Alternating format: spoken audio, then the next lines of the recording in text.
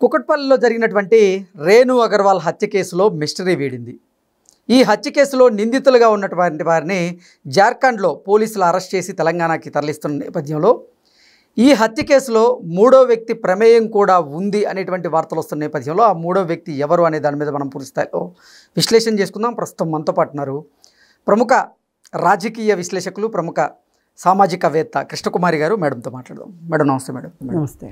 Madam, కుకట్పల్లిలో జరిగినటువంటి రేణు అగర్వాల్ హత్య కేసులో మిస్టరీ వీడింది. నిందితులను అయితే జార్ఖండ్లో పోలీసులు అరెస్ట్ చేసి తెలంగాణకు తరలిస్తూ ఉన్నారు. ఆ హత్య కేసులో మూడో వ్యక్తి ప్రమేయం కూడా ఉంది అనేటువంటి వార్తలు వస్తూ ఉన్నాయి. ఇంతకీ ఆ మూడో వ్యక్తి ఎవరు, ఆయన ప్రమేయం ఏంటి అంటే ఏం చెప్తారు? ఇప్పుడు ఈ గేటెడ్ కమ్యూనిటీలో జరిగింది. ఈ రేణు అగర్వాల్ ఎవరు అసలు అంటే స్టీలు ఇండస్ట్రీ ఉన్న ఆయన వైఫ్. ఓకే. ఇదే ఫ్యామిలీలో ఇంకొక బ్రదర్ కూడా ఇంకొక 11th ఫ్లోర్లో ఉంటారు. ఆయన కూడా ఆయన దగ్గర జార్ఖండ్ నుంచి వచ్చిన ఒక ఏజెన్సీ ద్వారా పెట్టుకున్న ఒక పని అబ్బాయి ఉన్నాడు. ఈ అబ్బాయి ఏం చెప్పాడు అంటే, నాకు తెలిసిన అబ్బాయి ఉన్నాడు అక్కడ, ఆ అబ్బాయిని పెట్టుకుంటారా అని చెప్పి అతను అడగటము. లేదు అనుకుంటే ఏజెన్సీయే సరఫరా చేసిందో తెలియదు, కానీ ఏదైనా కానీ వీళ్ళిద్దరికీ పరిచయం ఉంది. ఈ ఫస్ట్ 9 నెలల నుంచి చేస్తున్న అబ్బాయికి ఇప్పుడు కొత్తగా 1 నెల అయ్యింది అతను వచ్చి. ఓకే. ఇతను వచ్చి ఇంట్లో పనులు చేస్తూ ఉంటే ఇంట్లో ఏమి ఎక్కడ పెడతారు, ఏముంటాయి, ఏంటి, బంగారం ఎక్కడ ఉంటుంది, డబ్బులు ఎక్కడ ఉంటాయి అన్నీ తెలుసు కాబట్టి ఏం చేశారు, వీళ్ళిద్దరికి ఒక ఆలోచన వచ్చింది. ఓకే. ఎట్లయినా సరే మనము డబ్బు సంపాదించాలి. ఈ డబ్బు సంపాదించడం ఎందుకు అంటే, వాళ్ళు ఈ ఆన్లైన్ బెట్టింగ్స్, క్రికెట్ బెట్టింగ్స్ ఆడి డబ్బులు పోగొట్టుకున్నాడంట. ఇతనికి ఒక అండర్స్టాండింగ్ వచ్చింది, మనం కలిసి చేద్దాం, ఒక్కళ్ళైతే చేయడానికి భయం వేస్తుంది, అందుకని చెప్పి ధైర్యం చేసి ఇద్దరే కాకుండా వీళ్ళిద్దరికి ఇంకొక తలకాయ కూడా ఉంది అని చెప్పి ముగ్గురున్నారని ఇప్పుడు బయటకు వచ్చింది. మూడో వ్యక్తి కూడా ఉన్నాడని. అయితే ఇప్పుడు వాళ్ళని అరెస్ట్ చేశారు. ఇప్పుడు వీళ్ళు ఎంత పకడ్బందీగా ప్లాన్ వేసుకున్నారు అంటే, వీళ్ళు భర్తలు లంచ్ తీసుకొని వెళ్ళిపోయి పగలు ఇంటికి రారు ఎట్టి పరిస్థితుల్లో. సాయంకాలం 5 గంటల లోపు అసలు వాళ్ళకి అసలు వైఫ్తో మాట్లాడడానికి కూడా, కాంటాక్ట్ చేయడానికి కూడా తీరికుండానంత పని ఉంటుంది ఇండస్ట్రీలో. ఓకే. అందుకని ఏంటి, రోజు మాదిరిగానే వాళ్ళు 5 గంటలకి కాల్ చేశారు. కాల్ చేస్తే ఆమె ఫోన్ ఎన్నిసార్లు చూసినా లిఫ్ట్ చేయట్లా.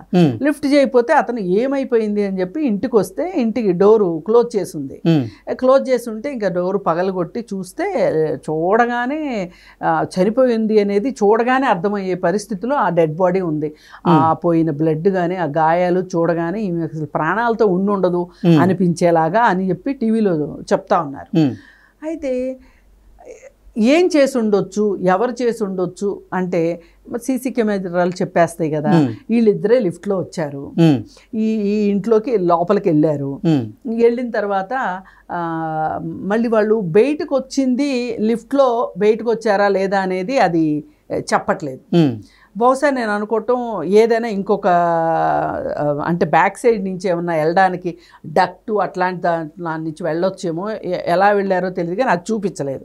అయితే వీళ్ళు ఏం చేశారు, లోపల ఈమెను చంపేసిన తర్వాత చంపటం కూడా వంటగదిలో వస్తువులతోనే, వాళ్ళు ఏమి ఆయుధాలు పట్టుకురాలా. కత్తి, కుక్కరు, ప్రెషర్ కుక్కరు, వీటితోటి ఆమెని ఆ ప్రెషర్ కుక్కర్ తోటి నెత్తి మీద ఒకటి వేశారట.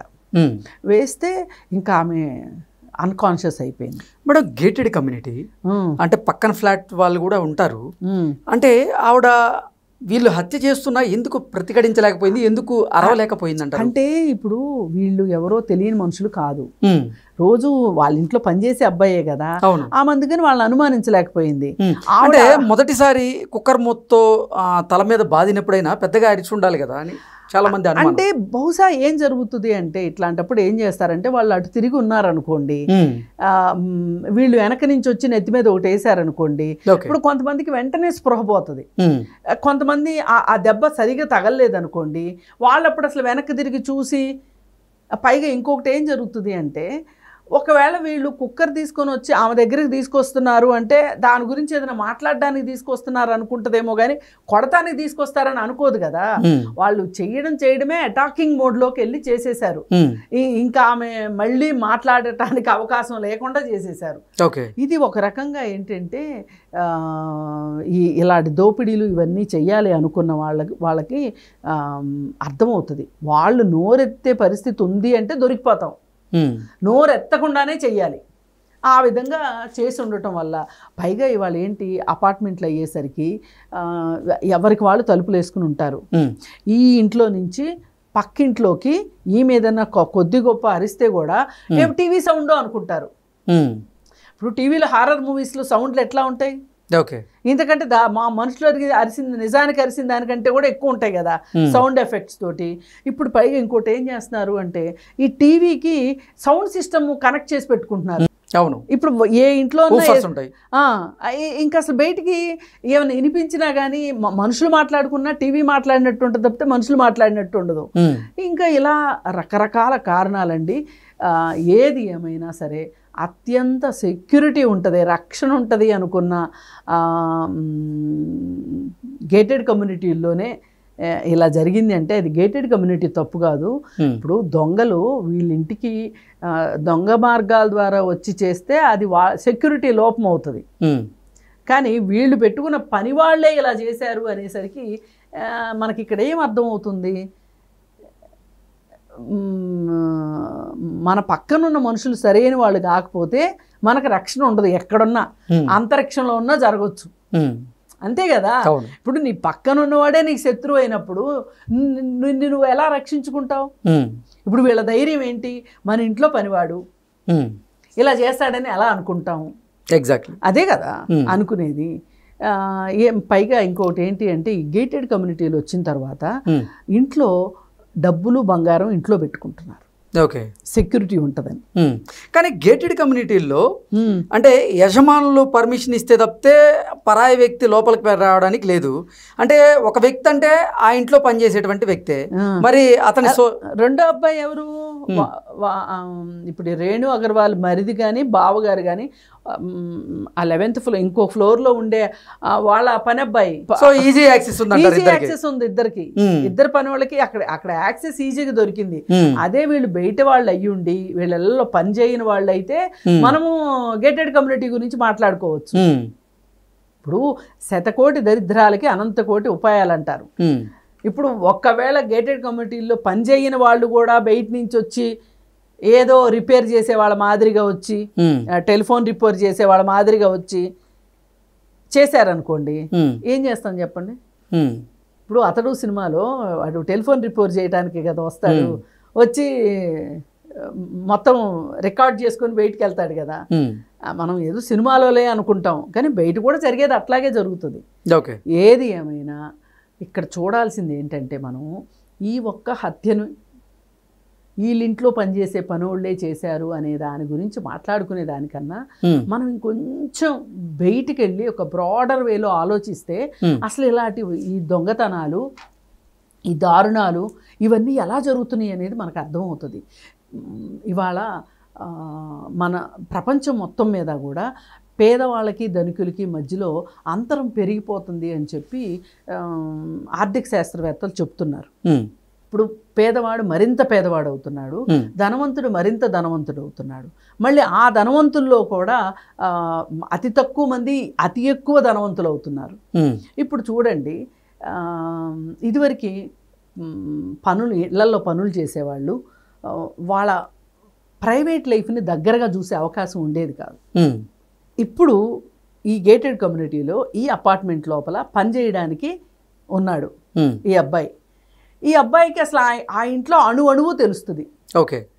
తెలిసినప్పుడు అమ్మో వీళ్ళు ఎన్ని డబ్బులు సంపాదించుకుంటున్నారా, మనమేమో కుటుంబాలని తల్లిదండ్రుల్ని సొంత ఊరిని అన్నిటినీ వదిలేసి వచ్చి మనం నెలకి 15,000కో 16,000కో మనం ఉద్యోగం చేస్తున్నామా? వీళ్ళు అవసరమైతే చొక్కాలకి గుండీలు కూడా పెట్టించుకుంటున్నారు, ఇంత పని చేయించుకుంటున్నారు, మన చేత కాళ్ళు నొక్కించుకుంటున్నారు.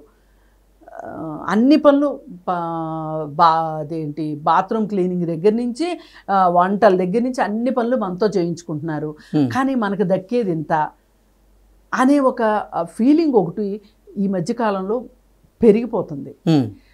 ఇంకొకటి ఏం జరుగుతుంది అంటే ఈ సోషల్ మీడియా ప్రభావం ఒకటి, ఈ సెల్ ఫోను అందుబాటులో ఉండటం వల్ల తాహతు లేని వాళ్ళు కూడా పేకాట్లాడటం, ఫోన్లో ఆన్లైన్ బెట్టింగ్స్, క్రికెట్ బెట్టింగ్స్కి బాగా వ్యసనపరులు అయిపోతున్నారు.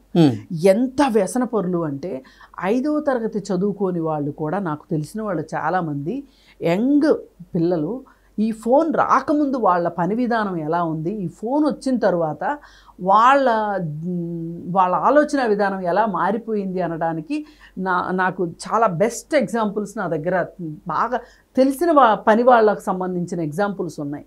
వాళ్ళు ఏం చేస్తున్నారంటే, ఒకప్పుడు చక్కగా తండ్రి తాగుబోతైతే ఈ కొడుకు ఈ కుటుంబాన్ని నిలబెట్టేలాగా తయారయ్యే పిల్లోడు కాస్త వీడికి ఏమనిపిస్తుంది, నేను ఎన్నాళ్ళు కష్టపడినా ఇంతేనా అంటే, తల్లికి సహాయకారిగా ఉన్నన్ని రోజులు వాడి అవసరాలు లిమిటెడ్ డబ్బుతోటి, కానీ వాడికి పెళ్ళంటూ అయ్యి వాడికి ఒక కుటుంబం వచ్చి వాడికి భార్య పిల్లలు వచ్చిన తర్వాత వాడి డబ్బులు సరిపోవట్లా.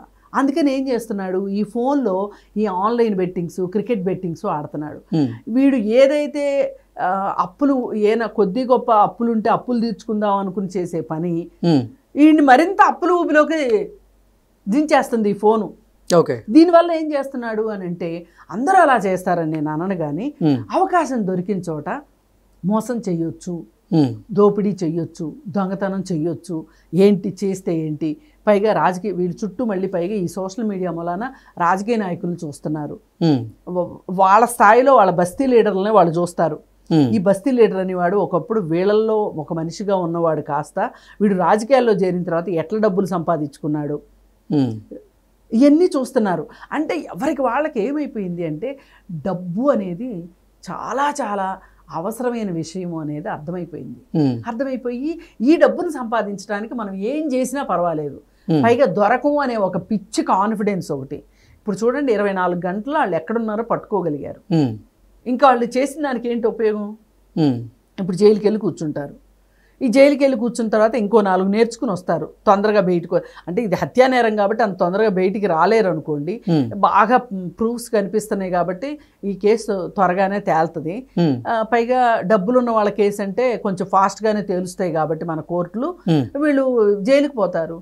రేణు అగర్వాల్ హత్య కేసులో 3వ వ్యక్తి ఉన్నారనేటువంటి వార్తలు వస్తున్నాయి కదా, ఆ 3వ వ్యక్తి ఎవరు? అంటే వీళ్ళకి బయట నుంచి ఇప్పుడు వాళ్ళకి ప్లానింగు, ధైర్యం చెప్పేవాళ్ళు, అలాగే వీళ్ళని ఎక్కడికి వెళ్ళిపోవాలి ఏంటి, పైగా ఇక్కడుండి దగ్గరుండి కొంచెం ఏం జరుగుతుంది వీళ్ళకి ఇన్ఫర్మేషన్ ఇచ్చేవాళ్ళు ఒక మనిషి ఉన్నారు. అంటే వాళ్ళ ఫోన్లు ట్యాప్ చేస్తారు. ఫస్ట్ ఇమ్మీడియట్గా చేసే పని ఏంటంటే వాళ్ళ ఫోన్లు ట్యాప్ చేస్తారు. ఫోన్లు ట్యాప్ చేస్తే వాళ్ళు ఎవరెవరితోటి కాంటాక్ట్లో ఉన్నారో తేలిపోతుంది. 1కి 4 సార్లు ఒక మనిషితోటి కాంటాక్ట్లో ఉన్నారనుకోండి, జరిగిన తర్వాత వాళ్ళు ఏం మాట్లాడుకున్నారో తెలియపోవక్కర్లా, ఎందుకు మాట్లాడుతున్నారో అర్థమైపోతుంది కదా. అందుకని మూడో వ్యక్తి ప్రమేయం ఉంది, అతను కూడా అరెస్ట్ చేశాము అని ఒక వార్త వచ్చింది. ఉంటుంది, ఈ ఇద్దరే ధైర్యంగా చేస్తారని చెప్పలేము. వీళ్ళకి ఇంకొక మనిషి బయట నుంచి బ్యాక్ ఎండ్ సపోర్టు ఇస్తారు అనేది వాస్తవం. అంటే వీళ్ళు ఏమనుకుంటారంటే, వచ్చింది కలిసి పంచుకుందాం, ఒకరికొకళ్ళు తోడు అనుకుంటారు కదా, అలా జరిగింది. అంటే ఇక్కడ నేను చెప్పొచ్చేది ఏంటి అంటే, ఇవాళ సమాజంలో వేగంగా మారుతున్న పరిస్థితులను బట్టి రక్షణ అనేది కరువు అవుతుంది. ఈ రక్షణ ఇలా అంటే ఇంత రక్షణ లేకుండా పోవటానికి మన సంపదే మనకు శత్రువు అవుతుందా, మన ప్రాణాలు తీస్తుందా అనే దానికి ఈ కేసే కాదు, చాలా కేసులు ఉన్నాయి ఇట్లాంటివి. ఇది ఒక తాజా ఉదాహరణ. అందుకని ఈ సంపదని చూపించుకోవటం ఉంది చూసారా, వల్గర్ డిస్ప్లే ఆఫ్ వెల్త్. ఈ పెళ్ళిళ్ళు పెద్ద పెద్దగా చేయడము, ఖరీదైన బట్టలు వేసుకోవడము, పెద్ద పెద్ద కార్లు కొనుక్కోవడము, ఇవన్నీ ఏంటి అంటే మన సంపదని మనము బహిర్గతంగా చూపిస్తున్నాం. మరి సంపద ఉండేది ఎందుకు చెప్పండి? చూపించుకోవడానికే కదా.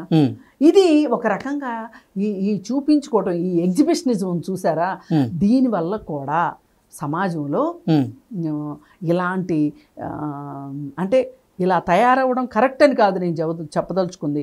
ఎందుకు ఇలాంటి హంతకులు తయారవుతున్నారు, హంతక ముఠాలు ఎందుకు తయారవుతున్నాయి, ఈ దోపిడీలు దౌర్జన్యాలు ఎందుకు తయారవుతున్నాయి అంటే ఇది ఒక కారణం.